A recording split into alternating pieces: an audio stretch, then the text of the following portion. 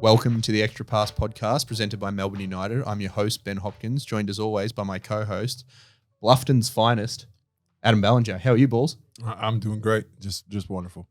Just great. Just stuffed in a few slices of pizza before the record. Pizza with jalapenos before we came in here and got grease all over my hands, but doing it tough. You know, like you still got to show up. You still got to do the work. You're an animal. You're a true you're a true Aussie battler. And yeah, I guess I am an Aussie bat. Yeah, I'm both. American. Australian American. And we're joined here by our newest import. Very excited to have him here, Ian Clark. Ian, how are you? I'm good. Thanks for having me. What's it been like? Obviously a pretty hectic time for you. You've only been here for about a week. What's the transition been like?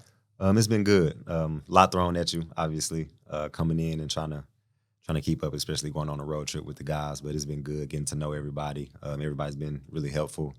Just trying to get settled in, obviously off the court and on the court, and find my way so I can get comfortable and get to playing.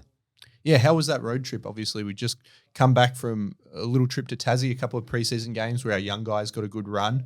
What was that like, flying into Melbourne and then immediately turning around and getting out to Tassie for a few of those games? It was a lot. No sleep for sure, but it was great getting to get around everybody, some of the guys, and know them obviously on and off the court, know what they like to do, but also just getting to know them as teammates. You know what I mean? And I think that's the biggest thing, coming in early.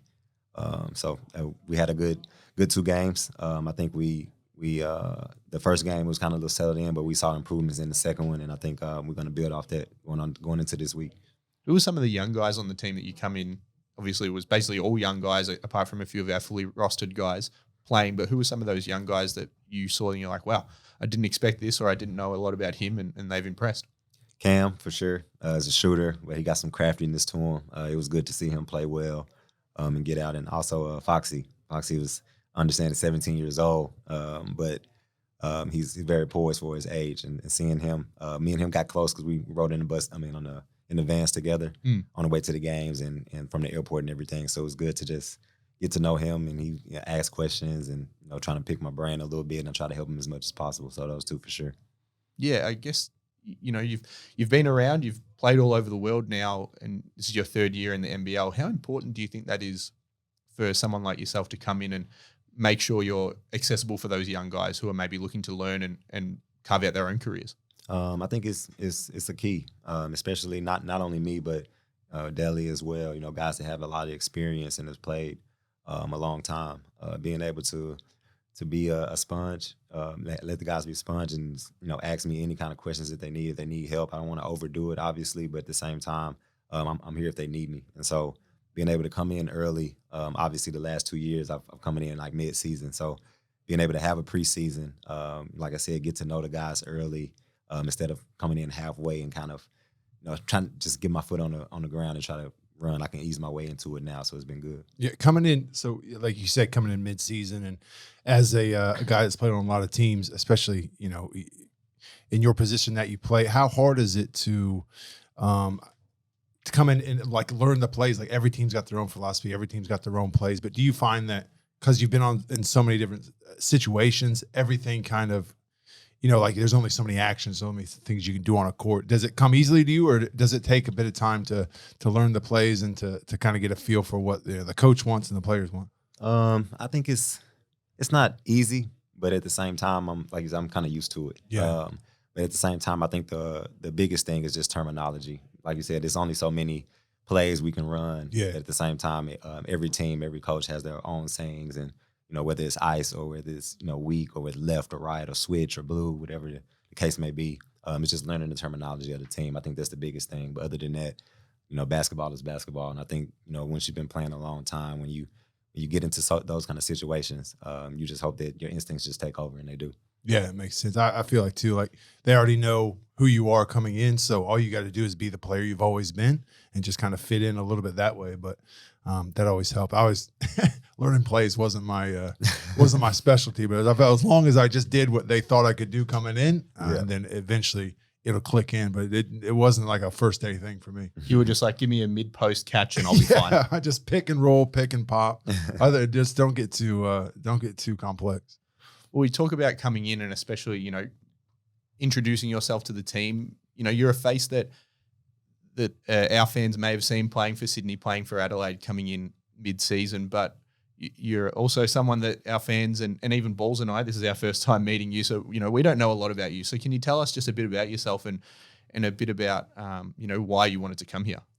Well, I think obviously my agent did a good job, kind of picking out the best situations for me, and I've been done that over the last 11 years. It's going to my 11th year, but I think that for me it was just finding the right fit. I'm a winner. I like to win. I'm a competitor as well, so finding those right situations for me where I feel like I'll thrive and be the player that I can be.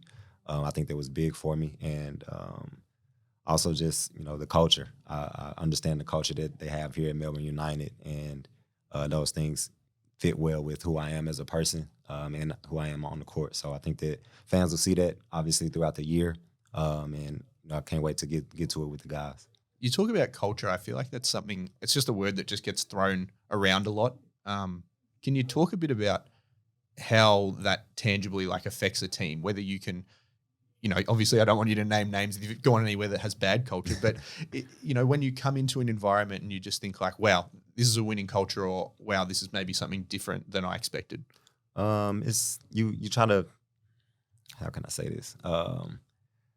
Find things in practice, whether we're on the road or just how you communicate. I think those things stand out, and but also they trickle down. So the things that we do, off the court, whether it's team meals, riding together. Coach has us, being involved in film where guys actually talk and can call guys out, but being accountable. Those things trickle down to on the floor, and I think if you have those, if they all come together, it's a successful winning. And I've been on a few teams. Obviously, we've won a couple of championships in my career, one in NBA, one in NBL, and both those teams had those things. And so, obviously, Melbourne's won it as well. A lot of NBL titles, so they know what their culture is. And I think that a guy like me coming in, I just want to add to it as much as possible, and try to keep it going. You speak about you can tell when you hit the court, and especially in practice. Your first day practicing with the squad today, what was that like? And walk me through that first day and how it felt to be in the United blue and get on the court and actually get the ball in your hands. Tired. It's always hard, being at home and trying to replicate 5-on-5. You can't do it as much as you try. I can get all the workouts in as much as possible, but going up and down and playing 5-on-5, defense to offense, is tough. But today was great. It felt good to just get my feet wet, just get out there and play with the guys. Obviously, playing a little bit more point today was good because I got to learn the plays on the fly, but it helped me speed up the process a little bit. But it's just great. Being able to compete, like I said, I love to compete and win, and like I said, starting out, today being my first practice, I'm happy. I know we don't got all our guys back yet, but I think we moving in the right direction. Yeah, you talk about not having our guys here, but I want to talk a bit more about this group that we've put together, but we'll get to that after the break. Melbourne United memberships are on sale now. Lock in your seat for the most exciting show in Australian sport and guarantee you're there for every highlight across next season. To find out more, go to membership.melbourneutd.com.au. And we're back on the Extra Pass podcast presented by Melbourne United with Ian Clark. Ian, we touched a little bit before the break about this team we're putting together and the guys that aren't here at the moment being away on FIBA duties, but talk to me a bit about how appealing this roster is for yourself coming in to potentially be a final piece of a championship winning puzzle. I think we have all the pieces. I think so. We got shooting, we got length, we have depth, we have size, and I think it's just about putting it all together. We have some guys, me coming in new, learning guys. I know A hasn't played in a year, coming back from injury, so getting him up to speed. But like you said, having guys playing on the FIBA level, that's having that bump and that juice coming off playing well. I think they'll come in right and obviously fit right in. But I think that all in all together, I think we have the pieces to be a championship team. Yeah, when you look around this team, you've got guys like Chris and Delhi and Shea, who's been absolutely killing it for New Zealand at the moment. But when you look at that group, and especially sort of the guard rotation, Flynn Cameron as well, you as a fellow guard coming into that, how do you see that fit being, and how do you see all you guys being able to play off each other? I mean, I think we're all versatile. We got guys that can play off the ball, guys that can play on the ball. We have shooting, so we can spread the floor. Coach just talked earlier before I came in about how, we can have, 3 guys, me, Tan, CG, that can shoot the ball. So it's, you space the floor out for those guys to go down low to go to work, going one-on-one and have their matchup. So I think we can play a lot of different ways, and I think that'll help us. You talk about shooting. I want to know, I guess when you're coming up as a basketball player, when, I guess, does it click? And you can maybe chime in on this as well, Balls, being the shooting specialist that you are. But when does it sort of click that, like, oh yeah, this can be my primary skill. I'm a really good shooter. Is it something that I guess you notice at a young age, or is it something like this is a part of my game I want to work on and become elite at it? For me, I think it was something at an early age. I think that other people kind of told me. Obviously, you're your own worst critic. So me thinking that I was one way as a player.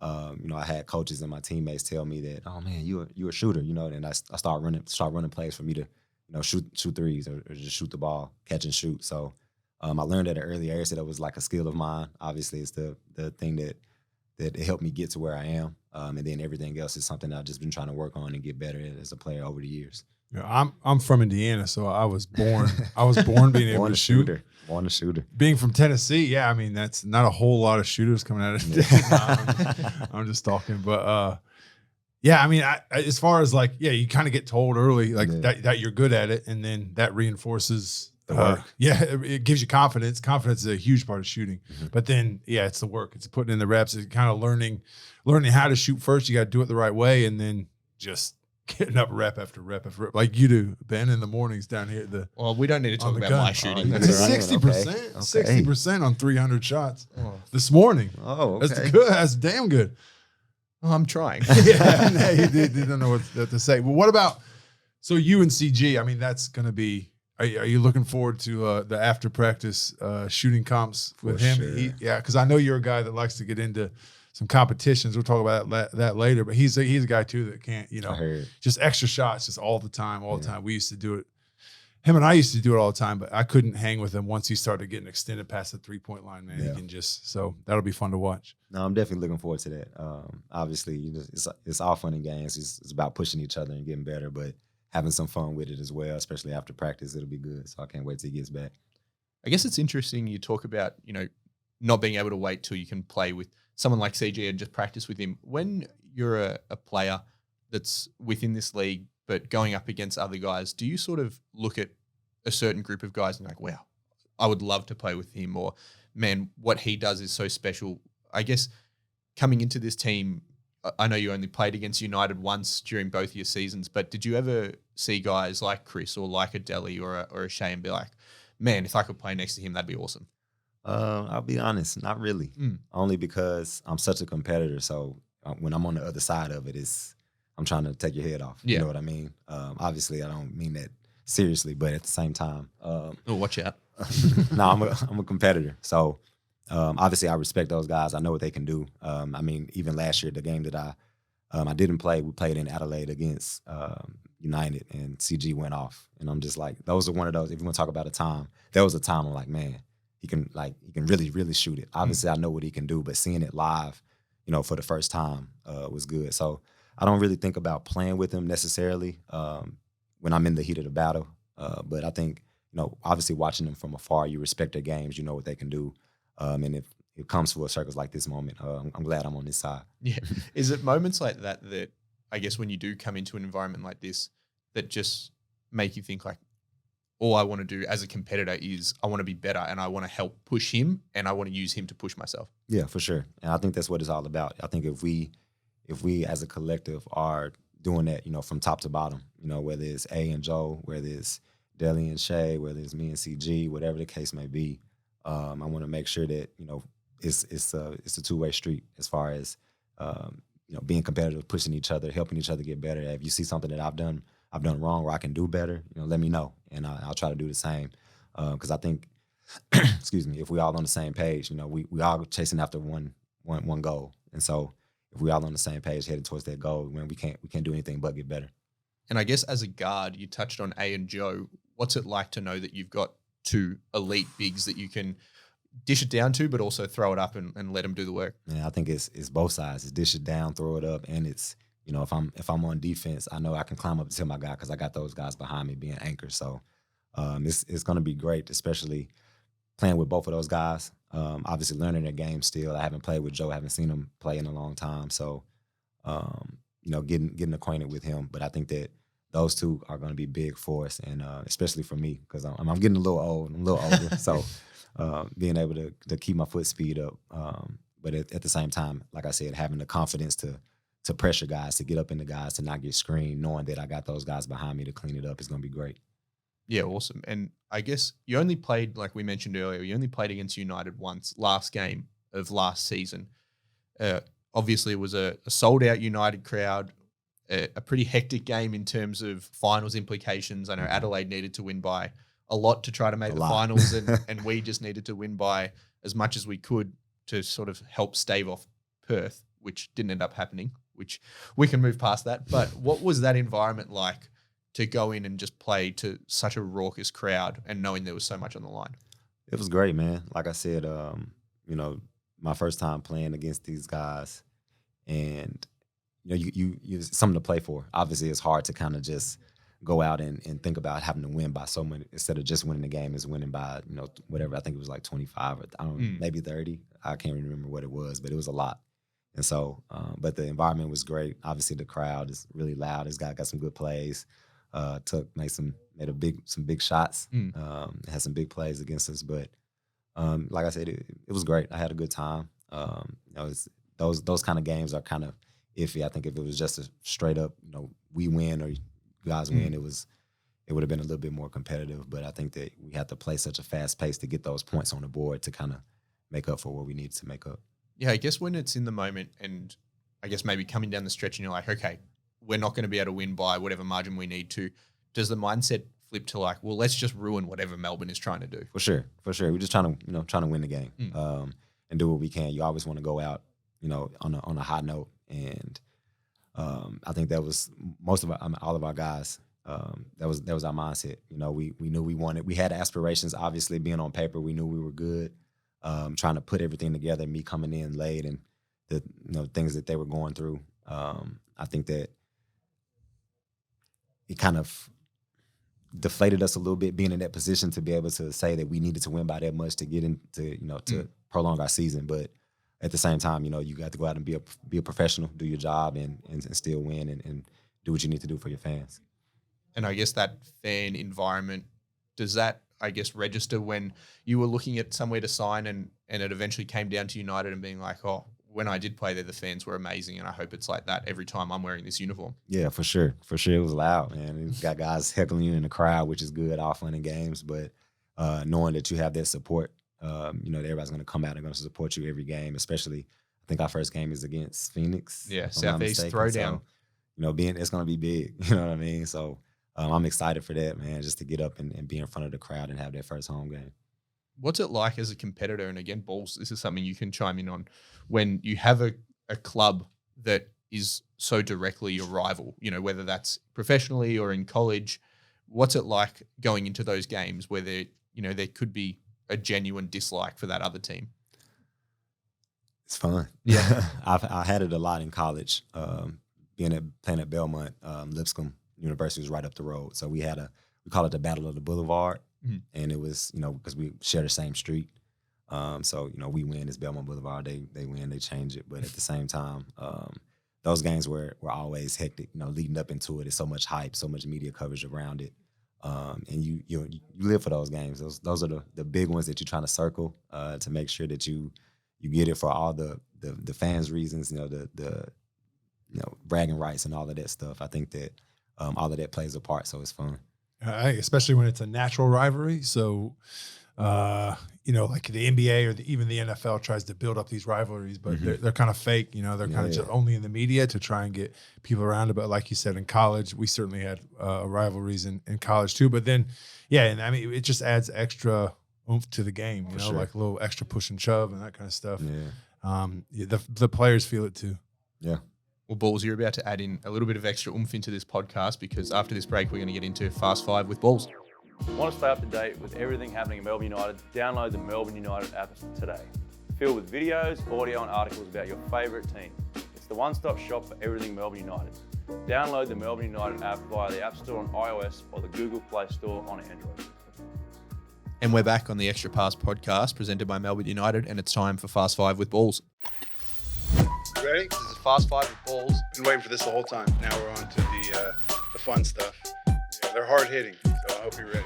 Alrighty, let's get into it, bud. Okay, so we talked about your shooting prowess. I heard a rumor. I heard that you said that you've never been beaten in a 3-point contest in the NBL. So what was that, over 2 or 3 years? 2 years. I don't want to call my guy out, but I'm gonna call him out. Robo, that's my guy. He's playing over in Japan right now. But we had some battles in Adelaide last year after practice. Obviously, it's just just some spots that we get in to just get some reps up. But obviously, making it competitive makes it that much more fun. So we try to go back and forth. I try my best to get out of there without getting the win. He almost got me one game. So shout out to Robo. I see you next summer, brother. Well, that's a good title to hold. But like, are we talking? Like, well, I guess you don't do actual real 3-point contests after practice. You're not setting up like the money balls and everything. It's more just like. But so like tips. You ever play tips or horse or what do you call it? Beans. These are all terms. No one knows these. No one knows these. So we talking straight up like best out of 10, or are you talking like? It's like spots. So we do different spots. Whether it's it's spot shots in the corner, shake downs. Drift down, shake ups off the ball screens, things like that. Just different things that we would do in the game naturally, but just making spots out of them and seeing who can get the most best out of 5 and see who can get the most spots before it's over. That's a pretty good title to hold. I bet there were some pretty good 3-point competitions in the NBA, like with Golden State. I mean, did a lot of those guys?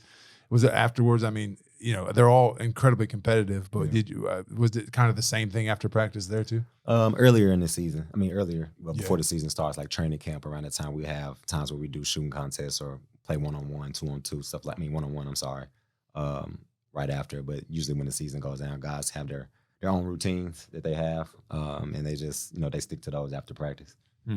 All right. Well, there'll be some good 3-point competitions this year for sure. Confident you hold on to that record going in when we got guys like Tanner and CG. Yeah, putting a lot of pressure on me right now, man. I know. Especially I made it national now. We'll film it.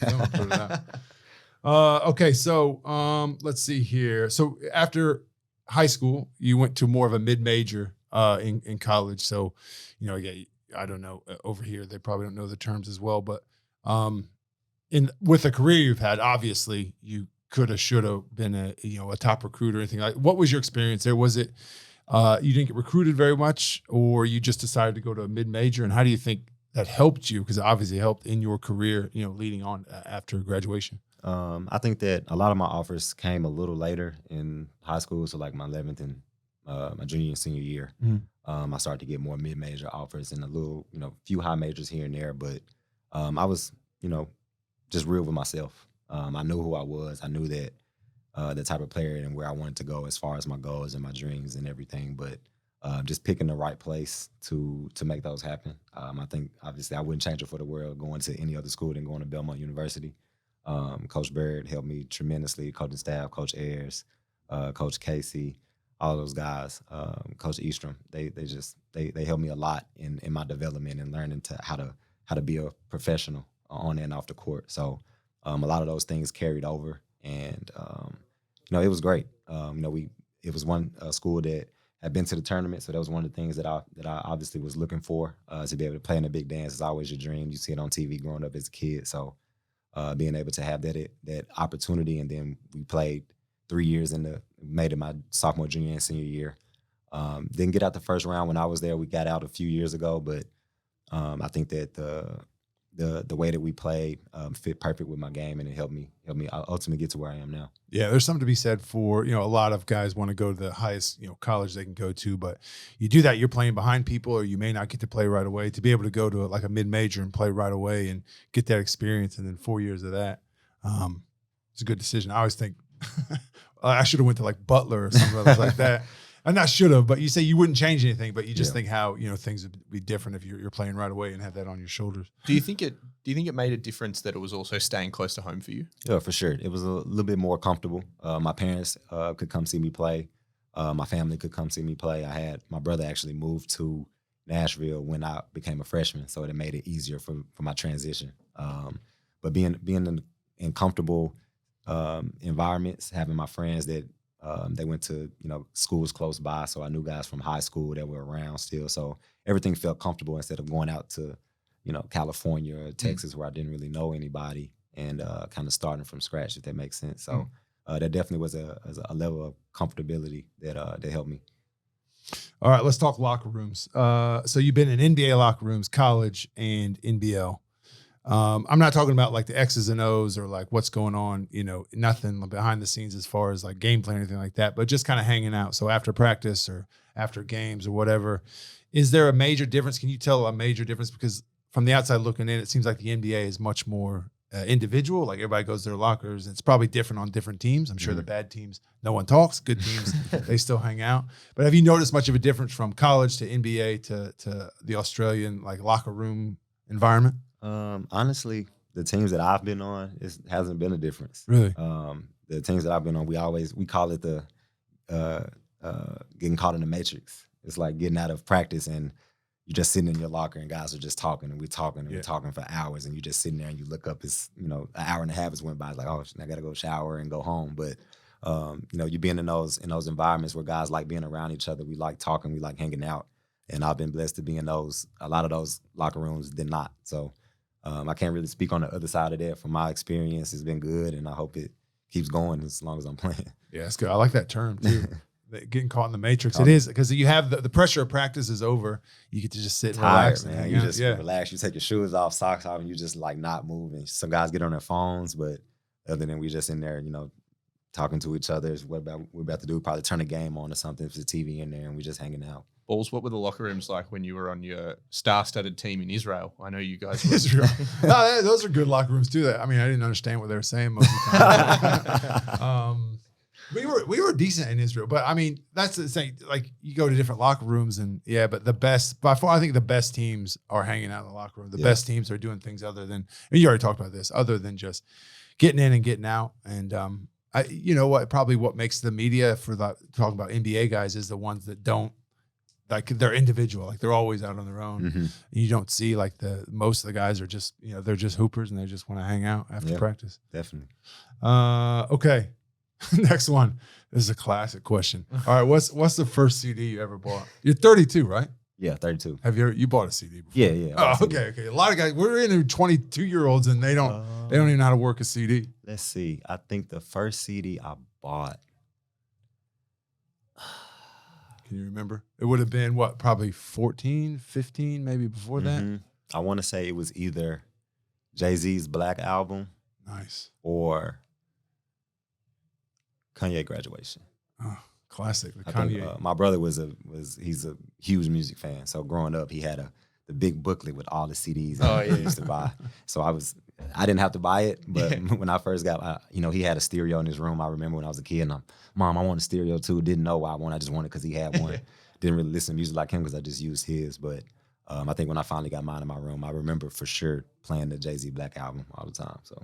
Now, do you listen to any country music, being from Tennessee, Nashville, Memphis? No country music at all? No, I don't dislike it. It's just... Yeah, it's just not part of what you do. Yeah. What about in Nashville? So is Belmont in Nashville? Mm-hmm. Nashville. How often were you on the honky-tonk highway? A lot. Well, you got to listen to... country music's everywhere. It's inevitable. You're going to hear it for sure. And I've been in bars and things like that where you hear it. And, I know some songs. I'll say that. I can't name them, so don't put me on the spot. But, all of my teammates, they love it. We used to go down, obviously, doing New Year's and things where Broadway is packed. And it's all the country music and honky-tonk is going down there. Somebody just asked me earlier this week. It's actually changed a lot in Nashville now because it's becoming more of me personally is what I think, it's becoming more of a tourist city now. We have a lot of, I was a tourist. That's why I asked because we were out, last time I was home was in March. Okay. My wife and I went down there with a few of my high school friends, took a van, like 6 couples. And we were there for like 2 days. Mm-hmm. And we were definitely tourists. We were doing all the touristy, like we were just on the, going from bar to bar, having a drink here, listening to country music. How much hot chicken did you eat? I did have a hot good. chicken. Yeah, It's good, man. It's Nashville hot hot chicken's too. good. They It's weren't hot. lying. Yeah. It's good. good. Tennessee, or is it Nashville chicken? It's called Nashville. Nashville chicken. hot chicken. Yeah, Nashville hot chicken. Yeah, it's good. It's Exactly as definitely advertised. definitely a difference. Being from when I was in college and seeing the transformation. Guys would tell me I used to go back to Nashville every off season because I used to work out in Belmont and my brother lived there, so I had all my ties there. And seeing the difference between then and now about how many people ask me all the time, why are you going to Nashville? A lot of guys in the off season, they go to LA or they go to Miami, go to work out and things like that. And, I was going back to Nashville and like, Nashville, what's going on in Nashville? Now it's totally stripped. Like they telling me, hey man, what are spots to go to now? You know what I mean? So that's what I mean by the transformation, but it's been good. Yeah, well, all the bars there now, all the country singers are getting their own bars there now. So I think that probably doesn't help for as far as tourists flocking.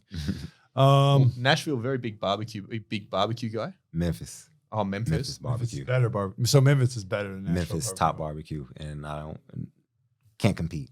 I know people talk about St. Louis, and it's Memphis for sure. And I'm biased, but I'm telling the truth as well. So if you ever get to Memphis, get some barbecue. Go to Central Rendezvous.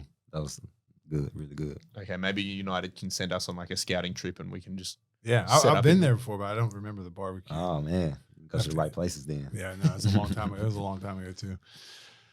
Okay, is that 4? Have I asked 4? 4, 3. We keeping track. All right, you've got a. This is your segment. Yeah, I know, but I had to take out a question and add this one. So, do you have your own clothing line? Is it your own brand or is it your own merchandise, or what are we talking about? It's a lifestyle brand. Lifestyle brand, and it's got a really cool. Is it the name or the motto? Both. Grind hard, gang green. Yeah, GHCG for short. Yeah. But it's a lifestyle brand. It's more about to make it really simple, grinding, working hard to get whatever your green is, out of life, out of your sport, out of your profession, whatever it is. And so being able to use my own experience and my own journey to share. Obviously, I did it. It's a group of us back at home, guys I grew up with, and we all are doing it in our respective areas. Some are in media, some are in music, some are in fashion. Some are in business, including myself. But obviously, being able to project it as much as possible organically, and that's our main mission. One of our logos is the hourglass, and just it's mainly about time and how much you have personally, how much time you have personally to get whatever you have to get done. So it's been good. It's going on 2 years now. Nice. Kind of started it, 3 years, I'm sorry, started it during the pandemic, so it's kind of tough when the world was kind of crazy, but we've been making strides, and obviously just trying to get more and more, people behind it, get some marketing, and just try to express the message as much as possible, more so than the merchandise. And if we want to check it out, where do we go? grindhardganggreen.com, or we have an Instagram as well, grindhardganggreen, so go follow that. Everybody get on that. Go for it. You on Instagram? I am on Instagram. Or follow it. Yeah. You don't follow it yet, do you? Well, I do. Shameful. I only just found out about it. Come on, man. Are you I on don't have Instagram. I have Twitter. You on Twitter? We're on Twitter too. Oh, okay. Oh, do you follow it? No, not yet. Oh, Not wow. yet. But that's the part about it. We got one new person knowing about it. That's That's good right. for me, so. Yeah. Perfect. Well, Ian, thanks so much for coming on the podcast. We really appreciate you getting to know you a bit better, and we're also excited for obviously the rest of our preseason, the Blitz, but September 28th, that first throwdown against the Phoenix. Can't wait. Thank you. Really appreciate it. All right, Ian. Thanks, man. Thank you.